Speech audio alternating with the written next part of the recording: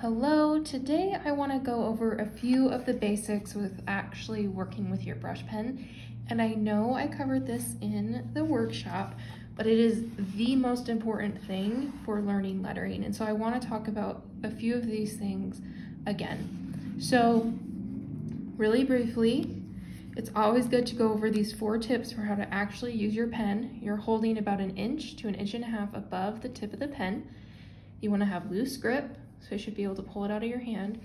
You want to hold it at a 45-degree angle to the table, so you don't want it to be too flat and you don't want it straight up and down. 45-degree angle, and you want to move your whole arm. And I just want to walk you through the basic strokes one more time, and then I have a few more tips for you that I didn't share in the workshop. So the first stroke is the upstroke, and it's just light pressure. Anytime you're moving up in lettering, it's going to be light pressure. And anytime you're moving your pen in a downward direction, it's going to be heavy pressure. So that's the upstroke and the downstroke. Let's go through the other ones really quick. Something that I like to do before I start lettering is do a quick run through of the basic strokes, because it just helps get your hand warmed up, helps you get a little comfortable. This one's the overturn. Next is the underturn. This one's like a U shape.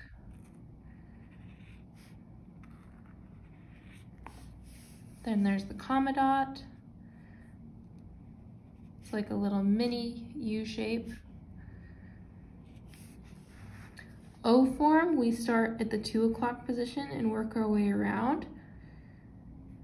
And the reason why is because that gives us enough time to transition from a thin to a thick line. So that's an O form. The compound curve is a combination of the overturn and the underturn. We're kind of doing those together. And then there's 2 more, the ascending loop, which has the loop on the top, and then a descending loop, which has the loop on the bottom. So again, anytime before I start lettering, whether it's just for fun and practicing, or whether I'm making a video or I'm working on like a custom piece, I always start with these basic strokes to really warm up and just get my hand feeling warm.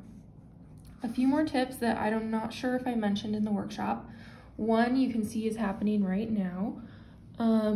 With my pen, I was using the same side of the pen to apply pressure every time.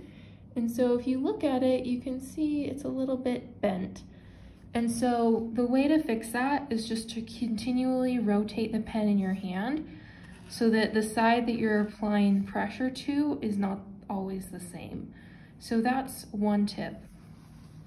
The other things to keep in mind when you're using a large brush pen is that it's going to be different than using a small brush pen. When you're using a small brush pen, you can get, that's not a very thin upstroke, but I'm trying to get a really thin one. You can get extremely thin upstrokes. That's not what we're going for with a large brush pen. With a large brush pen, we're gonna have a little bit of thickness to that. And you know what's important is just that there's contrast between the thick and the thin. So for that example, this is definitely thinner than this side, and so that's what is most important. If you try to get a super thin hairline with this large brush pen, 1, it's going to be really difficult to do, and 2, you're going to get this shakiness that happens because you're trying too hard to get a really thin line. So it's okay if it's a little thicker, we just want it to be thinner than our thick lines. 2 more tips. The other tip is, let me get a new little sheet of paper here. If you're going through your workbook, there's going to be some different examples here. And I just wanted to show you that you're going to want to get, the larger the letters are, the easier they are to do with a brush pen. So for example, all the letters that are there to trace in the workbook are like the smallest you could go, I think.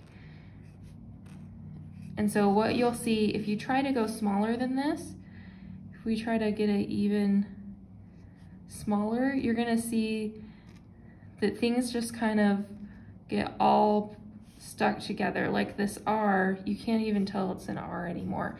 And so it's better with a brush pen, especially on the pages that you're doing on your own, to go a little bit bigger. So you can go as big as the example, but you could even go, you know, much larger than that.